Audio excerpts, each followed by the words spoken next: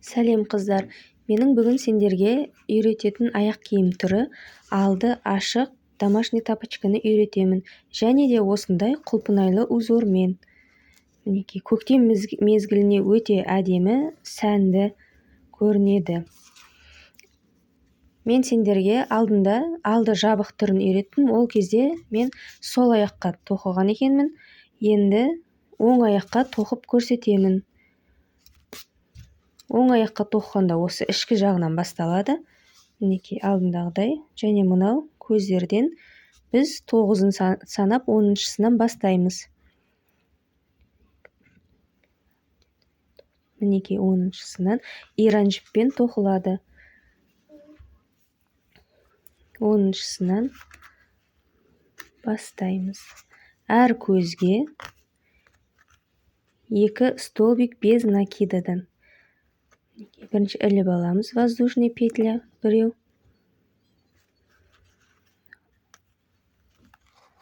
Бірінші воздушный петля іліп аламыз. Одан кейін тура сол алған біздің петлямыздан екінші столбик без накида. Мінекей, осындай болады. Осылай біз әр көзден екеуден алып отырамыз. Столбик без накида. Мінекей, келесісінен аламыз. Біреу, екеу.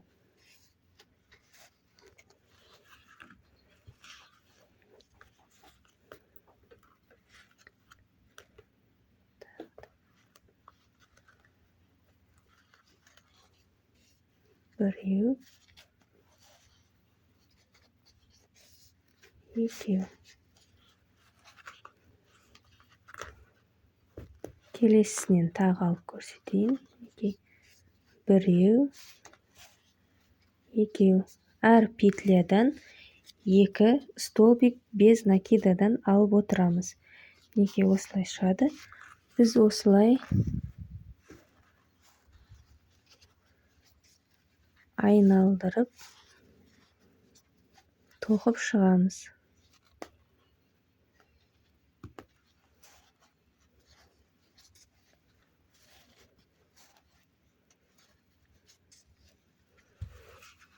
Дәл осылай айналдырып тоқып біз мына бастаған жеріміздің тура қарама-қарсы бетіне дейін тоқып алып келеміз.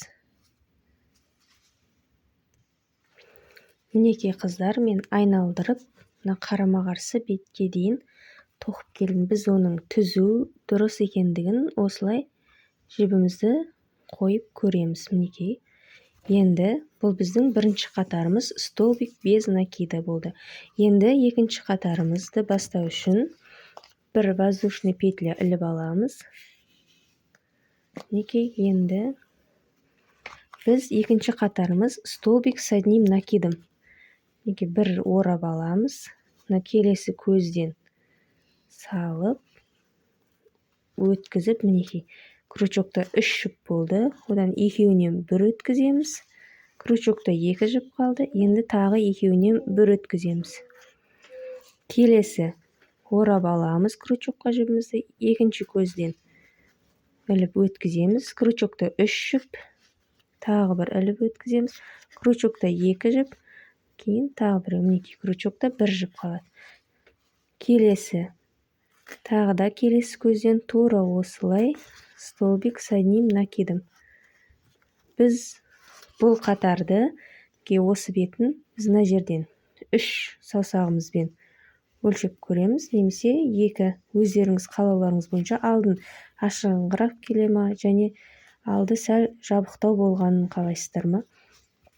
Мен осы 3 қойып, мына жерге дейін тоқып алып келемін. Осы екінші қатарды.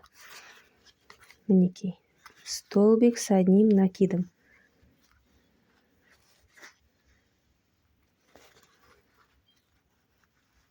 Мінекей.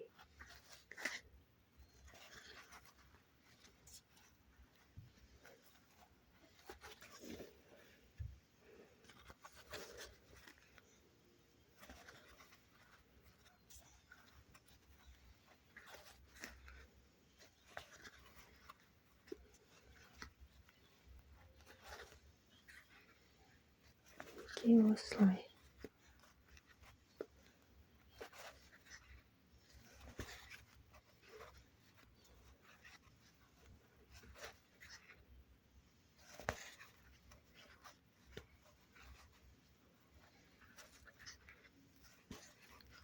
Әр көзден алып отырамыз. Және қатты бос қылып жібермейміз, және қатты қысып жібермейміз. Орташа осы көлемде тоқып отырамыз.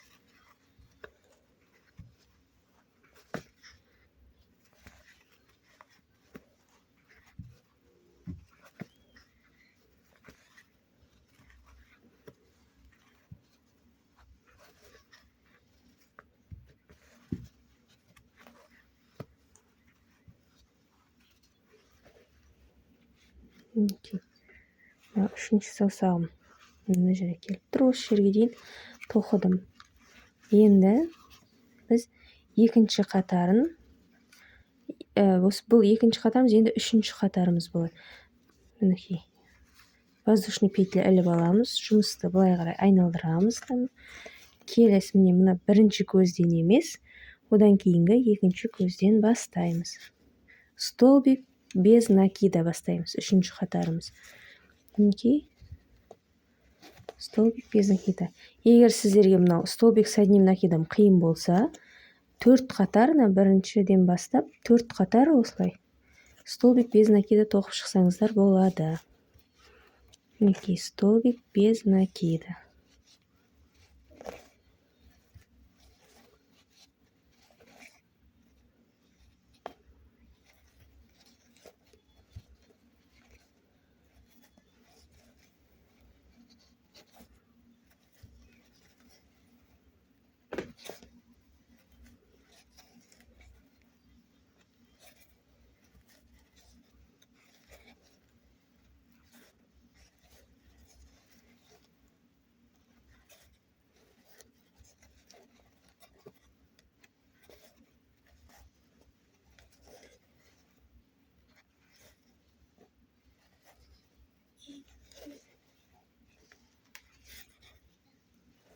Мінекей, соңғысы.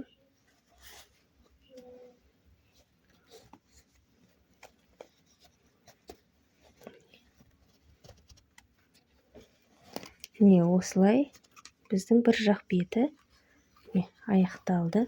Енді біз мына жұмысты бітіру үшін осылай шығарып алып, айналдырып өткізіп, түйіндеп байлап тастаймыз.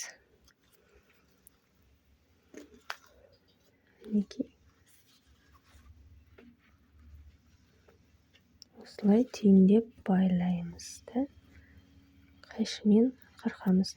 Сіздер байқап отқандарыңыздай, алдында мен сіздерге маркер қойып тоқуды көрсеткенін, бұл жолы маркерсіз байлап түйіндеп тоқуды көрсетемін.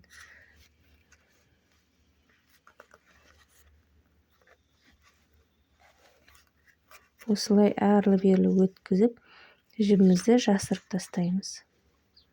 Шығып кетпес үшін көбірек өткізгеніміз өзімізге жақсы.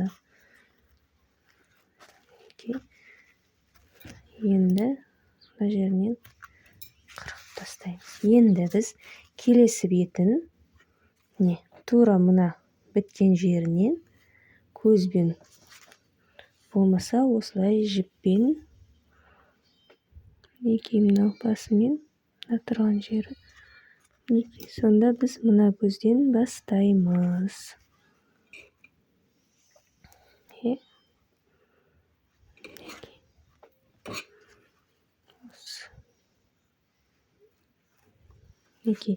Ішкі жағынан осылай қойғанда мына көзден бастаймыз. Осылай 3 саусағымызды қойып, осы ішкі жағынан бастап тоқимыз.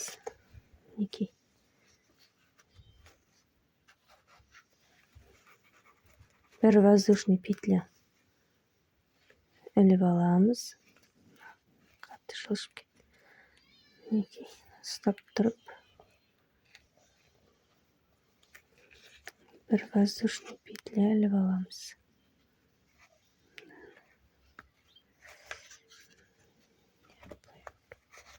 Мына жібін ішке аламыз. Қазір жасырып тоқып кету үшін. Мінекей бір воздушный петля алдық. Енді біз келесінен бастап столбик с одним накидом тоқимыз. Мінекей. Мына жіпті арасына қосып жасырып тоқып кетеміз. Мінекей.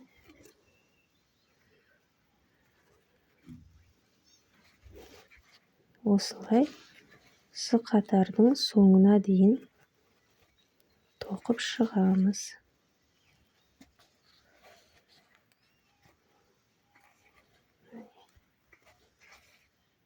Осылай тоқып шығамыз.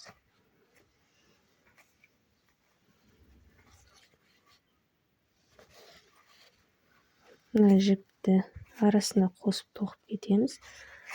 Шығып кетпейді ау деп жасырылған кезінде мінекей қырқып тастаймыз. Столбик с одним накидом бұл бізде екінші қатарымыз. Екінші жақ беті.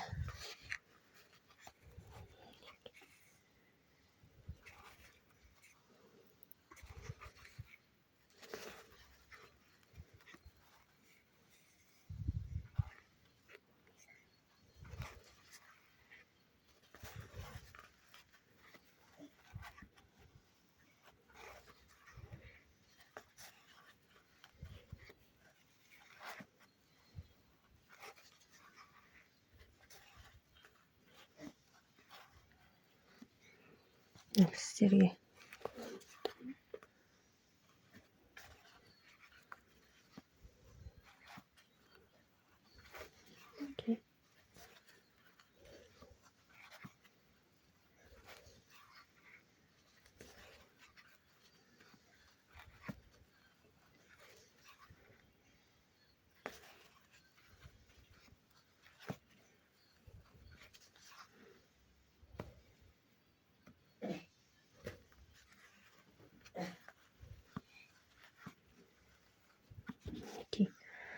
осымен екінші қатарымыз аяқталды. Енді үшінші қатарымызды бастау үшін мінекей бір воздушный петля іліп аламыз. Және мына бірінші көзінен емес, екінші көзден бастап столбик без накида тоқып шығамыз. Мінекей столбик без накида.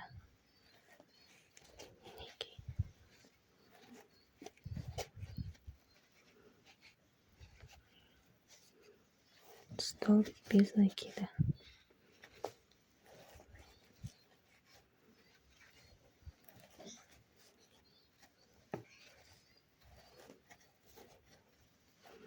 Әр көзден тастамай барлығына тоқып шығамыз.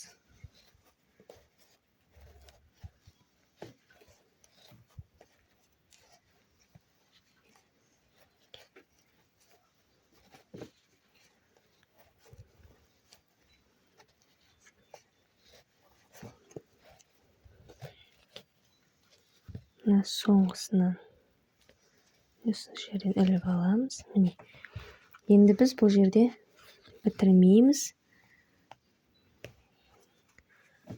Мінекей. Осылай шықты екі беті. Енді біз мына екі араны былай қосып тоқуымыз керек. Ол үшін біз осы жерден воздушный петля аламыз. 14 немесе 15 воздушный петля. Мінекей 1 аламыз. 2 3 4 5 6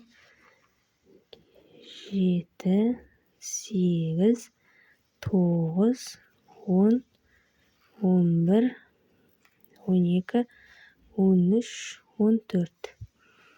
Мінекей 14-пен көреміз бірінші. Бізге жеткілікті болып тұр 15. 15 болды. Енді 15 воздушный петля алдық. Енді біз бұны бірінші тұрған көзге, мінекей бірінші тұрған көзге міне осылай алып біріктіреміз. Және біз осы жерге алдында маркер қойып кететін тұғымыз. Бұл жолы маркер емес, мен сіздерге осылай түйіндеп тоқу әдісін көрсетемін. Осылай тартамыз да, жіпті домалақтан өткізіп, жіптің арасынан осылай тартып түйіндеп тастаймыз. Мінекей. Сонда бізде осылай болды. Енді біз осы бетке қарай шығарамыз алдында сабағымыздағыдай. Осы беттен мінекей. Мынау біздің бастаған жеріміз. Осы бастаған жерімізден бір көз, екі көз тастап, үшінші көзден бастаймыз. Мінекей, іліп аламыз.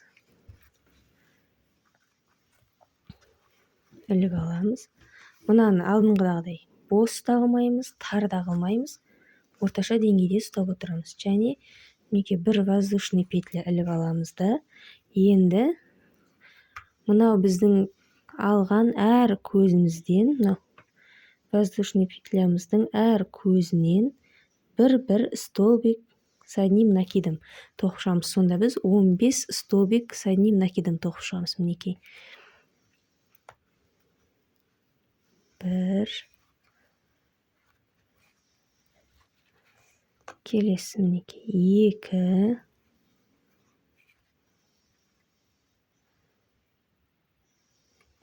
Екі. Келесіден арасынан алып отырамыз. Үш.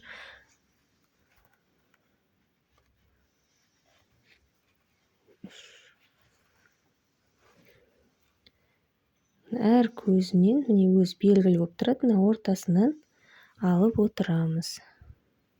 15 столбик с одним накидом аламыз. Менде 4-еу, 5-еу,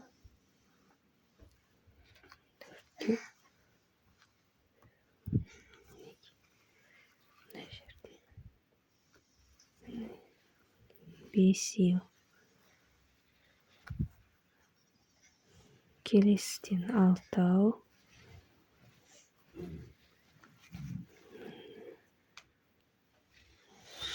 7-еу.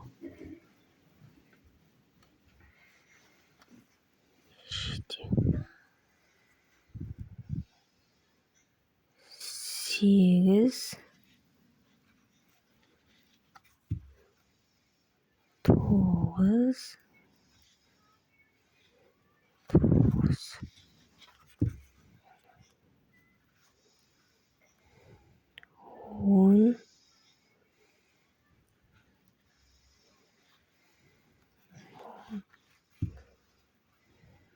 10, 11,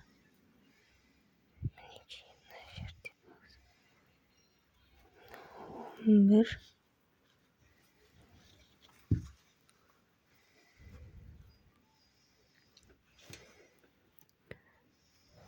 12.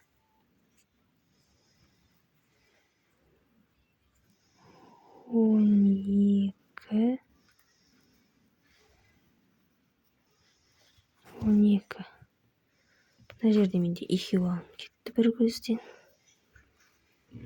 11. Мына көз келесі мына көзден алады екенбіз.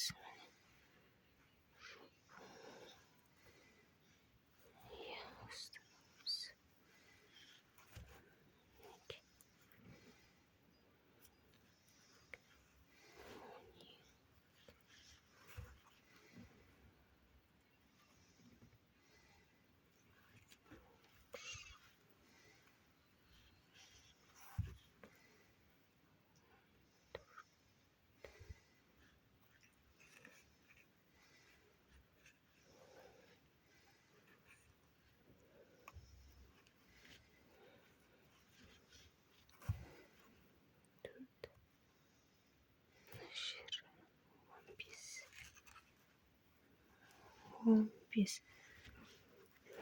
бес болды. 1, 2, 3, 6, 9, 12, 14, 15 мінекей.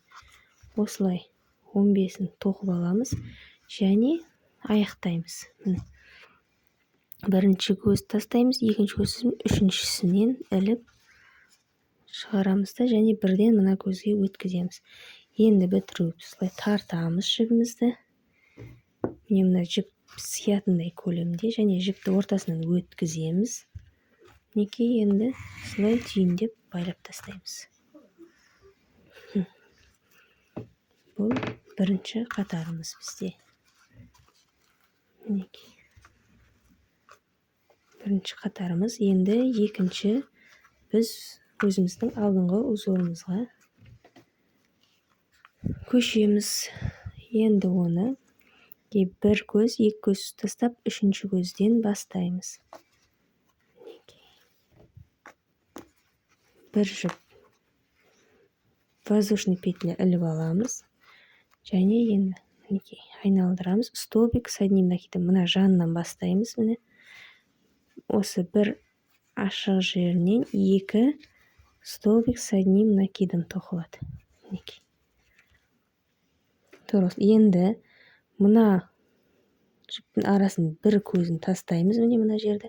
Одан кейінгі біреуін тастап, екіншісінен тағы да екі столбик с одним накидом тоқып шығамыз.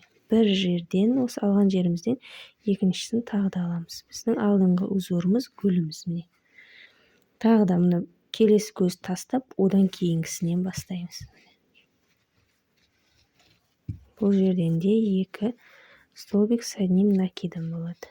Тағы да келесісін тастап, одан кейінгі екіншісінен аламыз. Бір және екі. Тағы да біреуін тастап, екіншісінен аламыз. Бір,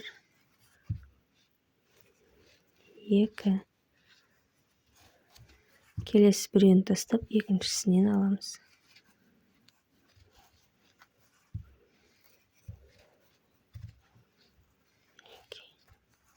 Тағы да біреуін тастап, екіншісінен аламыз.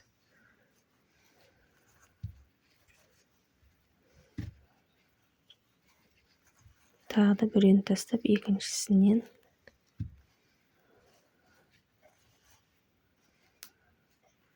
Біреуін тастадық, екіншісінен алдық. Және мына соңғыдан екеу аламыз.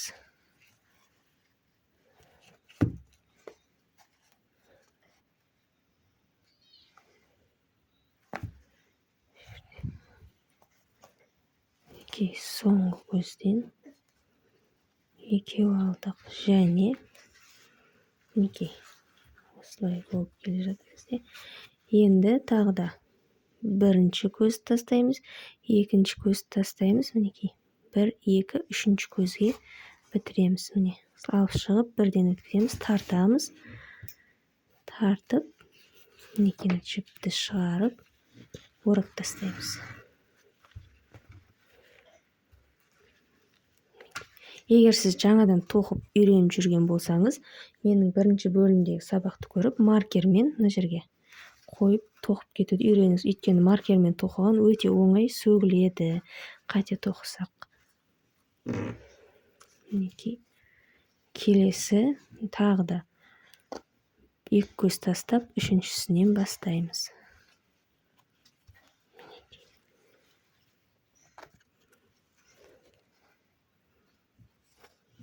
Іліп аламыз, жанынан бастаймыз. Біздің екінші қатарда қанша гүл шықты? 1, 2, 3, 9 гүл. 9 гүл шығу керек. Енді келесіде 10 гүл шығады. Келесі қатарымызда.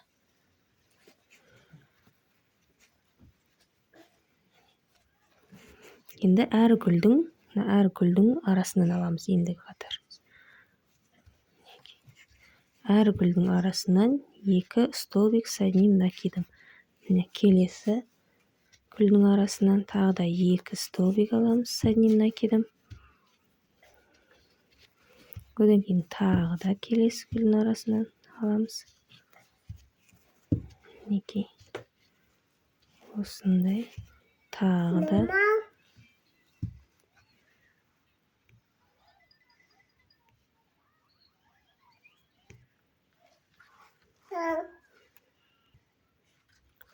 Мінекей, әр гүлдің арасынан 2 столбик с одним накидом тоқылады. 2 столбик с одним накидом.